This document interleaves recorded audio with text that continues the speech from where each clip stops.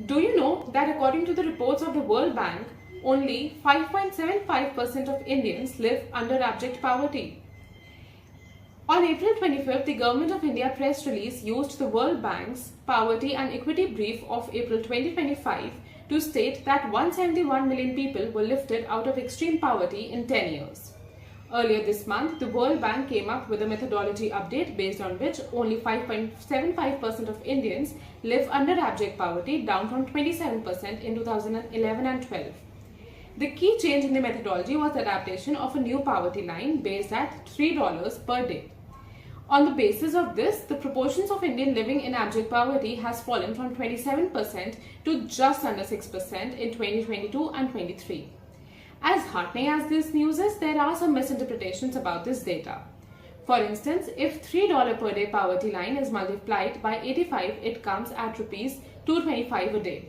But this would be wrong because the poverty line is calculated on purchasing power parity basis.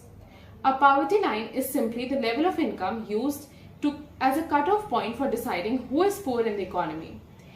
The context of both time and location is extremely important here. In 1975, a monthly salary of 1,000 would not have considered you as a poor, but today we know that 33 rupees per day cannot buy anything. The World Bank's poverty line is based on purchasing power parity.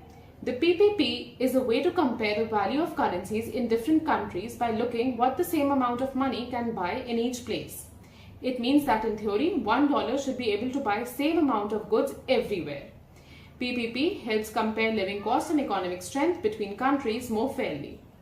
The PPP exchange rate for Indian rupee in 2025 is 20.6.